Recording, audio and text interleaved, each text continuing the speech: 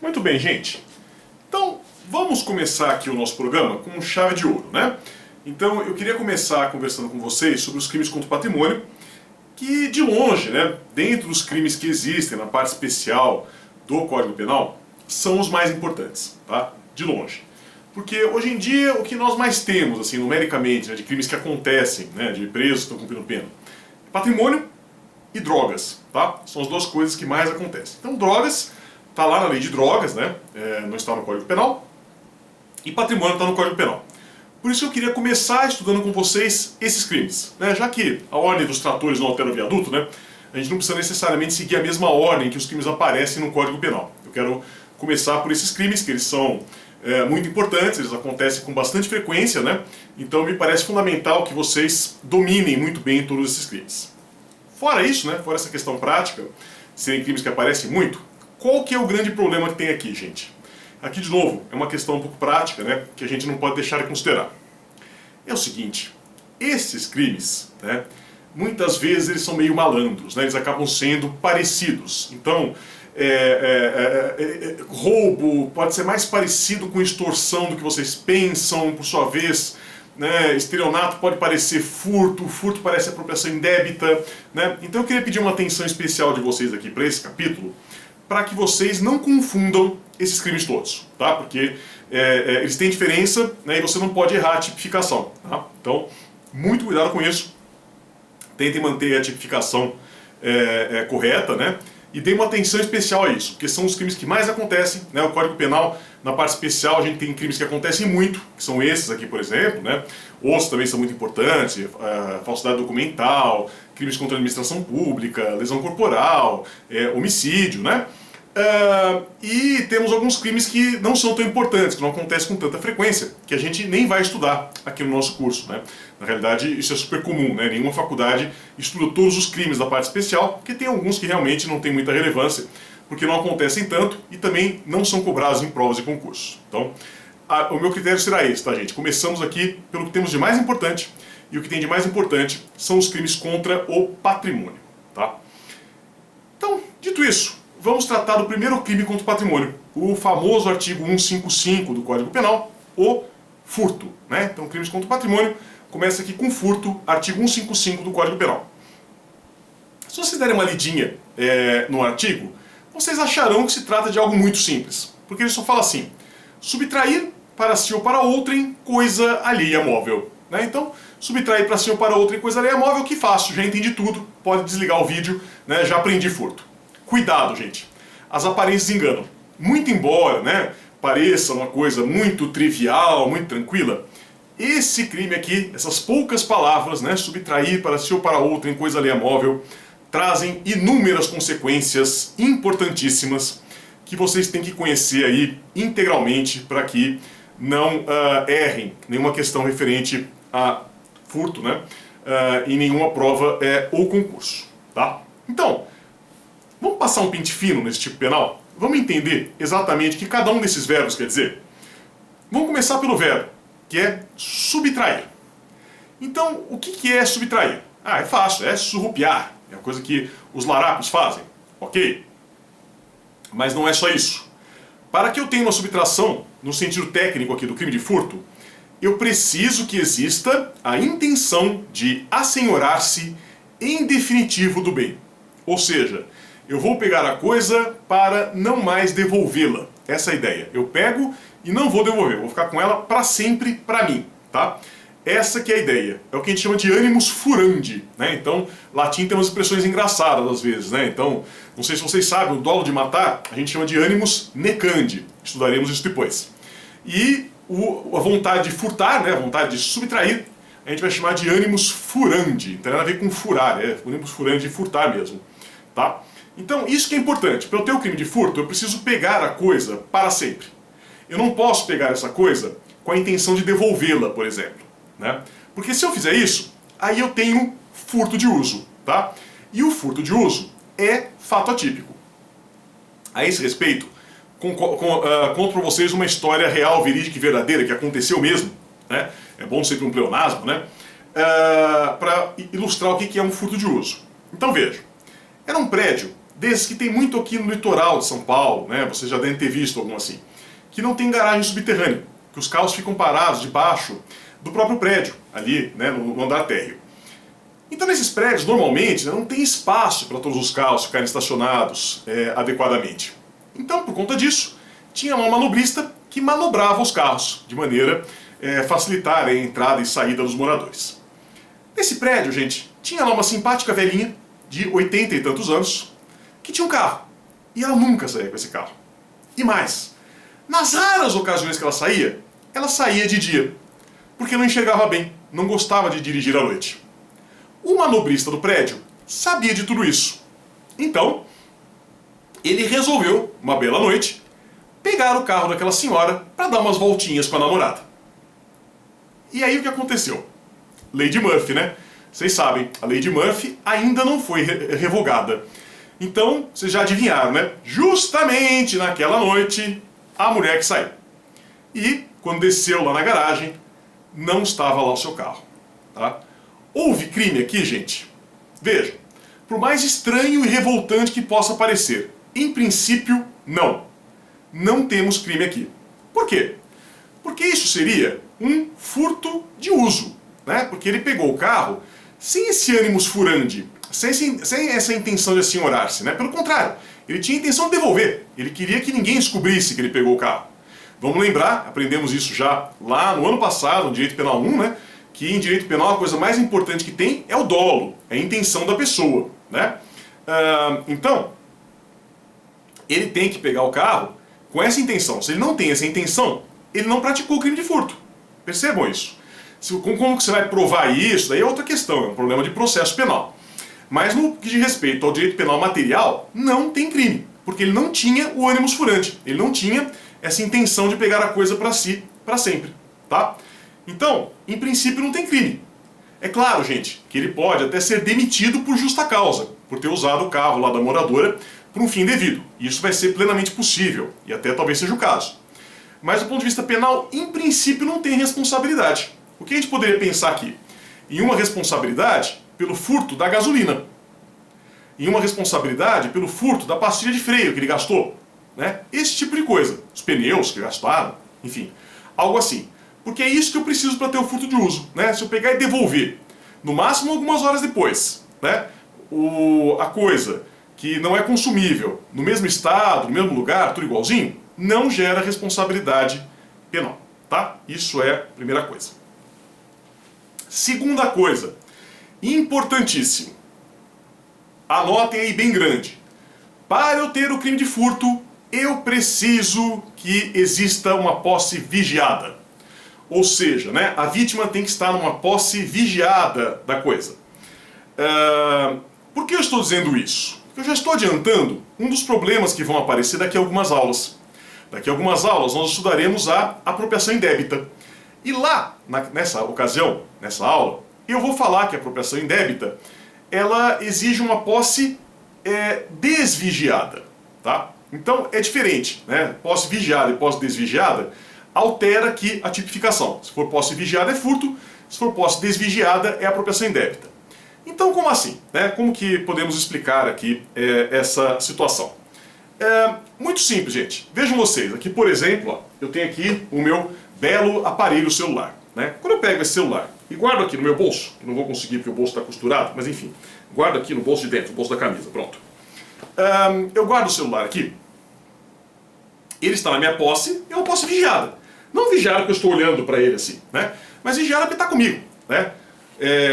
Vigiada porque eu tenho um controle sobre o que está acontecendo com o meu celular. Tá? Mesma coisa, se eu pego e tranco, né, em algum lugar, está numa posse vigiada, não preciso ficar lá olhando. Né? Meu carro mesmo, estaciono o carro na rua, tranquei, passei o alarme, está na posse vigiada. Né? Ainda que eu esteja longe, né? Está numa posse vigiada. Portanto, se alguém mexer no carro, a gente vai ter aqui um crime de furto, obviamente, né? Evidentemente, porque falamos de posse vigiada, conforme eu esclareci para vocês. Tá? Então, para que isso fique bem claro, vamos pensar o seguinte. Se eu resolver surrupiar um livro da biblioteca, tá? Isso seria furto ou apropriação indébita? Vou dizer para vocês. Depende do momento em que você resolve fazer essa subtração. Tá? Porque se você entra na biblioteca né? E aí arranca do livro lá todos os dispositivos de segurança que tem, né? Tira tudo, esconde aqui debaixo do paletó e sai de fininho. Então aí você está furtando. Por quê? Porque o livro lá dentro da biblioteca, na prateleira, ele está numa posse vigiada. Então, quando você leva aquele livro embora, você está, né, furtando. Agora, se por outro lado, conforme nós veremos daqui a algumas aulas, né, você vai lá, pega a sua carteirinha, faz o empréstimo do livro, leva para casa, tudo certinho. E aí depois que o livro já está com você em casa, você resolve ficar com ele para sempre, aí nós temos aqui uma posse desvigiada. Porque em nenhuma biblioteca, quando você leva o livro para casa, vai um funcionário atrás para olhar o que você está fazendo. Então é desvigiado. E aí vai ser a apropriação indébita. Tá? Então a apropriação indébita a gente estuda daqui a algumas aulas, não se preocupem com isso por hora. O que eu quero que vocês saibam é que para eu ter o furto, eu preciso dessa posse vigiada. Tá? Posse vigiada por parte da vítima. Bom, avançando mais um pouco. Aí temos aqui, coisa móvel. Aí vocês vão falar, professor, que fácil, né? Isso aí lá no direito civil já estudamos, né? No direito romano já estudamos. Tinha coisa móvel, imóvel, consumível, né? Benfeitoria útil, necessária, voluptuária, aquelas coisas lá que vocês aprendem, né? Aquelas classificações super legais que tem no processo, no direito civil, aliás. Veja, surpresa para vocês, não é a mesma coisa, né? Porque o direito civil, gente, tem coisas que nem Deus entende. Eu, pelo menos, não sou Deus, né? Mas não consigo entender. Porque, veja, aqui para nós em direito penal, o que é uma coisa móvel? É qualquer coisa que pode ser removida sem que perca as suas características, sem que deixe de ser aquela coisa.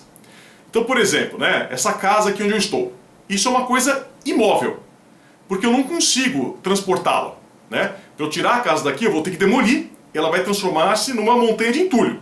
E aí essa montanha de entulho eu consigo levar de um lado para o outro, né? Mas a casa eu não consigo, tá? Então essa casa aqui é uma coisa imóvel, tá? O meu carro é uma coisa móvel, porque eu consigo levá-lo para São Paulo, levá-lo para outro lugar, e ele continua sendo carro do mesmo jeito, né? Ele não deixa de ser um carro por conta disso. Então por isso é uma coisa móvel, tá?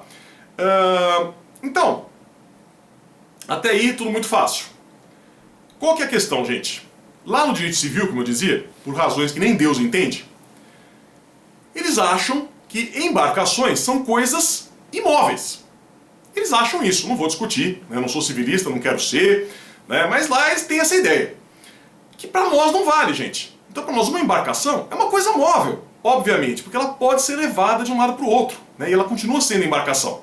Então qualquer coisa que eu consigo levar de um lado para o outro é coisa móvel e pode ser furtada, tá? Muito cuidado com isso, né? Pode ser até uma casa. De repente, se é uma casa daquelas lá como tem nos Estados Unidos, né? Que você consegue colocar em cima do caminhão e levar embora a casa inteira. Também você pode furtar literalmente a casa, né?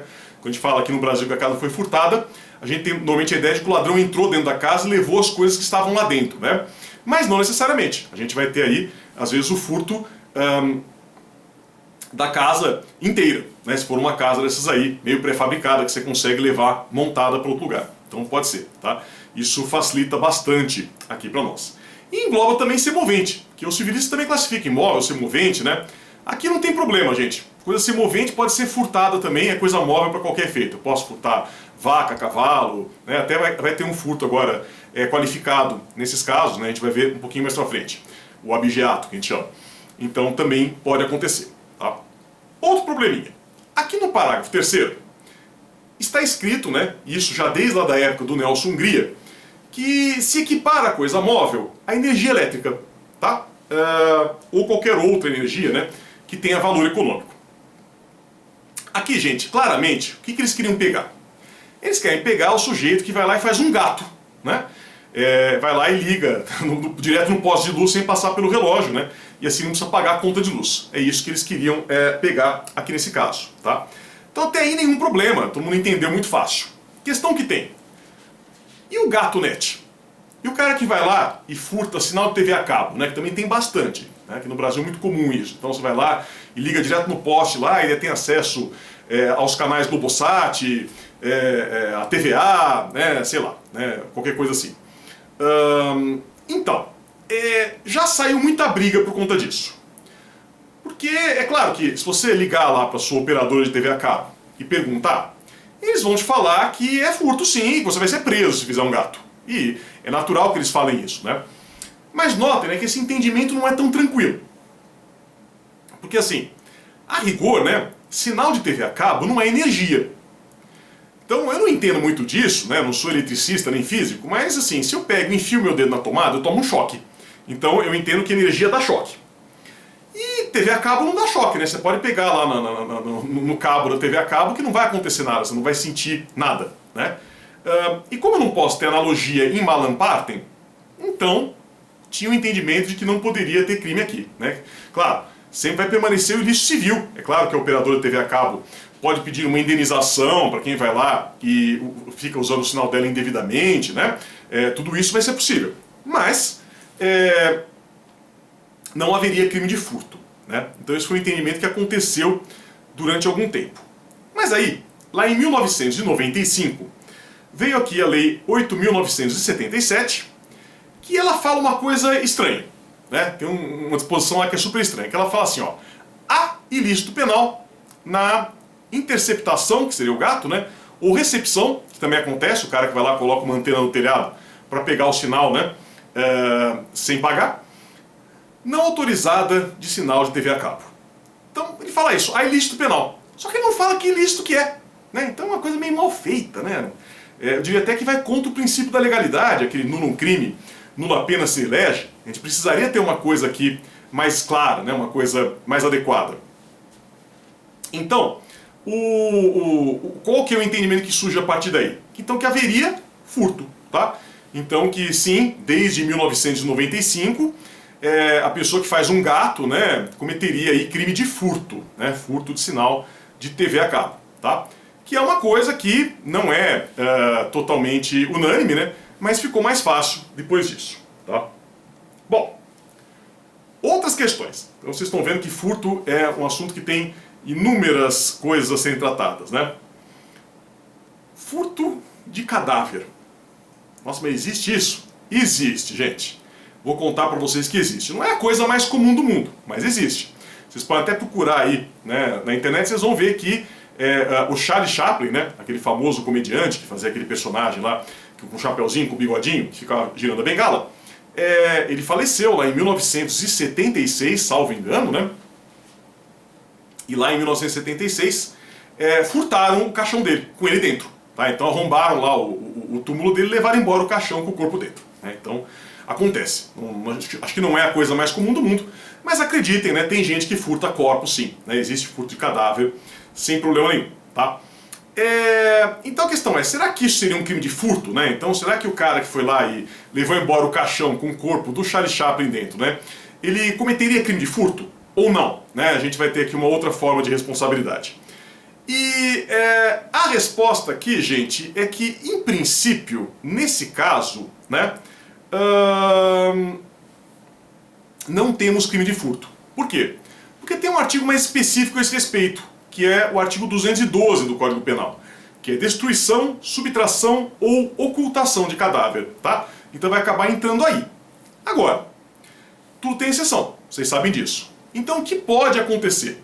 Eu posso ter aqui um caso em que o cadáver tem dono. Mas, professor, existe cadáver com dono? Existe. Vamos pensar numa faculdade de medicina. A faculdade de medicina tem cadáver para os alunos usarem nas aulas de anatomia. Né? E esses cadáveres custam caro, gente. Então tem dono sim, e tem uma finalidade específica. Então, aí sim você vai ter a possibilidade de furto nesses casos. Tá? Bom, mas ainda falando de assuntos mórbidos, né? Vocês veem que direito penal é assim, né? É faca na caveira. Temos aqui ainda, esse aqui é um problema muito mais comum, a subtração das coisas que estão enterradas junto com o cadáver. Né?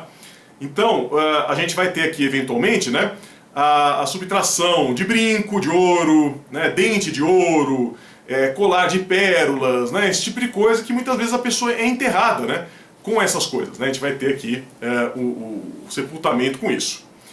E aí, será que isso é furto? Porque isso é muito comum. Né? Então eu sempre falo, eu não tenho muito medo de cemitério não. Tá? Não acredito muito nessas coisas, eu tenho medo dos vivos, não dos mortos. Mas eu não costumo entrar em cemitério à noite. E não é por causa dos mortos. mais uma vez, é por causa dos vivos. Porque os vivos lá dentro do cemitério, esses sim são perigosos, né? Esses sim vão, muitas vezes, fazer coisas não tão agradáveis conosco, né? E esses vivos que estão lá no cemitério, é muito comum eles arrombarem lá as sepulturas, né? Para pegarem as coisas que estão junto com os cadáveres, tá? Nesse caso, gente, existe uma primeira corrente que diz que seria crime de furto mesmo, tá? Então a gente teria aqui um crime de furto, porque a sepultura, né, muitas vezes, né, ela funcionaria aí como se fosse um lugar de guarda, né? Então vamos imaginar um cemitério particular, que é mais fácil, né? Pensar em cemitério público fica mais difícil, mas vamos pensar um cemitério particular. Então o sujeito vai lá e compra uma sepultura, e sepulta lá o seu avô, por exemplo, com aliança, né, com relógio de ouro, com todas essas coisas. A sepultura é dele, ele comprou, paga um condomínio.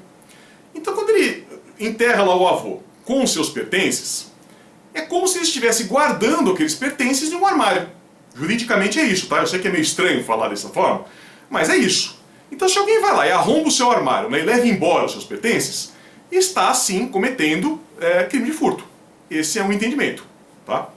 Outro entendimento seria nós entendermos, né, que aí a pessoa está abandonando aquelas coisas lá, né? Então, porque quando você enterra alguma coisa com alguém, você não vai pegar de volta aquilo depois. Não é como um armário que a qualquer momento você vai abrir e pegar. Quando você faz o sepultamento, né, normalmente fica lá durante muito tempo. Então nesse caso não tem furto. E teria o quê? Nesse caso aqui, né? Violação de sepultura, tá? Então você vai ter essas duas coisas. Outra questão. Subtração de órgãos ou tecidos humanos. Então, como um e-mail que circulava um tempo atrás, não sei se vocês lembram, uma história horrorosa lá, que o cara acordou na banheira cheia de gelo e tinha levado um rim, né? Uma coisa assim, que me disseram que é mentira. Os médicos que eu conversei me disseram que é impossível isso, que a pessoa morreria, tá? Mas de qualquer forma, né? Num caso desses, não teria furto, tá? Isso aí seria lesão corporal. Então eu arrancar um rim da pessoa, cortar fora o dedo da pessoa, qualquer coisa dessas, vai ser lesão corporal. Artigo 129, não é crime de furto, tá? Obviamente, não tem como acontecer dessa maneira, né? Mas probleminhas que temos aqui. Coisa que acontece de vez em quando, tá? Infelizmente. Corte de cabelo não autorizado para vender os fios. Isso acontece, né? Existem aí pessoas, né, tanto homens quanto mulheres, que são abordadas na rua e antes que elas percebam, corta o cabelo e sai correndo, né? Corta a trança fora, alguma coisa assim. Isso seria furto? Não, tá? Em princípio, né, a gente teria aqui vias de fato, uma contravenção penal de vias de fato, nesse caso aqui, simplesmente de cortar o cabelo, seria o mais adequado, né?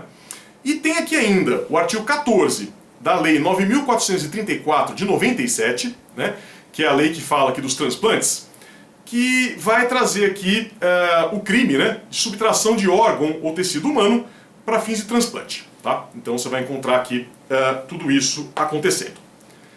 Depois, gente, última expressão que aparece aqui, né? Coisa alheia. Então, o que é uma coisa alheia para fins penais? Obviamente, coisa alheia é aquela que pertence a outra pessoa. Então, primeira consequência prática. O proprietário não pode ser autor do crime de furto. Eu não posso furtar uma coisa que é minha. Vocês vão falar, mas professor, quem vai querer furtar uma coisa que é própria? Eu vou dizer, pode acontecer, né? Então, digamos, de novo, vou dar aqui o exemplo. Que alguém vai lá e furta meu celular, por exemplo. Aí eu vejo esse meu celular na posse de outra pessoa e vou lá e pego o celular de volta. Isso não é furto, gente. Cuidado, porque o celular já era meu. Ah, então pode fazer isso? Não, não pode, né? Porque que crime que vai ter aqui normalmente, né? É aquele crime de exercício arbitrário das próprias razões. É o crime que acontece quando eu, né, de maneira arbitrária, vou fazer justiça com as próprias mãos. Então a gente vai ver melhor esse crime, mas também não pode. Por hora, o que eu quero que vocês saibam, que nesse caso não tem furto, né? Porque para ser furto precisa ser uma coisa alheia, tá? Muito importante isso. Bom, então por isso, não pode ser objeto de furto. Isso vocês aprenderem em direito romano. Res nullius, né? Aquelas coisas que não pertencem a ninguém, né? A água do mar, o ar que estamos respirando, né? Não podem ser objeto de furto. E a res derelicta também não, né? Que é a coisa que foi jogada fora, né? Também não é objeto de furto. Então se eu joguei fora alguma coisa e alguém quiser pegar essa coisa para si, não comete ilícito nenhum, né? Não tem problema nenhum, porque não é coisa alheia dentro aqui das finalidades penais que o tipo penal exige, tá? E se for coisa perdida? Então se eu estou andando na rua e encontro alguma coisa perdida, encontro um relógio, uma aliança, né? Pego para mim, cometo furto? Também não, gente, tá? Porque, muito embora a gente tenha aí alguma coisa que tem dono, né? Já não está mais na posse vigiada, já não vai caracterizar o crime de furto conforme nós usamos. Então, o que vai acontecer? Você encontrou alguma coisa na rua, do ponto de vista jurídico, legal? O que você deveria fazer? Você deve, no prazo de 15 dias, né, devolver essa coisa para o dono. Você não sabe quem que é o dono, entrega na polícia. Esse é o procedimento correto. Se você não fizer isso, comete o crime previsto pelo artigo 160, parágrafo único, inciso 2 do Código Penal, que é o crime de apropriação de coisa achada, tá? Depois, a vítima não precisa ser necessariamente o proprietário, tá? Aí vocês aí que são romanistas, né, que gostam de direito civil, a gente vai dizer o quê? Que pode ser vítima aqui tanto quem tem a propriedade, quanto quem tem a posse, bem como quem tem a detenção. Todos eles são proprietários. Então notem vocês, gente, por mais estranho que pareça, o ladrão pode ser vítima de crime de furto. Então veja, de novo o meu celular. Alguém vai e furta o meu celular. E depois chega um terceiro e furta o meu celular do ladrão do meu celular, tá? O que vai acontecer? Tem crime, tá? Não vão naquela historinha não, né? Eu sei que o seu tio fala, ladrão que rouba ladrão tem 100 anos de perdão. Eu digo aqui, o professor Daniel corrige, né? Ladrão que rouba ladrão tem pena de reclusão, comete furto, tá? Não precisa ser necessariamente o proprietário. Pode ser qualquer pessoa que seja proprietário, detentor ou possuidor. Não vai fazer diferença nenhuma, tá? Para terminar, vou contar para vocês uma historinha rápida. História de um furto, né? Vejam vocês, né? O sujeito estava no supermercado e pegou lá um vinho que estava na promoção. Colocou o vinho no carrinho. Era o último da promoção, não tinha mais, né? Aquelas promoções, né? Enquanto durarem nossos estoques. Botou no carrinho, continuou fazendo as suas compras. Aí chega lá um outro freguês, muito maroto, muito pilantra, e tira o vinho do carrinho e paga e vai embora. Vejam, para o supermercado não teve prejuízo nenhum. Ele pagou pelo vinho. Quem que foi prejudicado? O cara que estava com o vinho no carrinho. Só que ele não era proprietário ainda. Quando ele está com o vinho no carrinho, ele ainda é um mero detentor, né? Então, ou possuidor, não sei. Depois vocês podem perguntar aí para o pessoal do direito civil. Mas se eu entender que tanto proprietário quanto possuidor e detentor podem ser vítimas de crime de furto, a gente vai ter aqui também um crime de furto, tá? Porque ele acabou sendo vítima aqui dessa subtração, tá bom? Gente, por hora é isso. Tem um caminhão de coisas sobre furto para falar, né? A gente continua no próximo vídeo. Muito obrigado e até a próxima.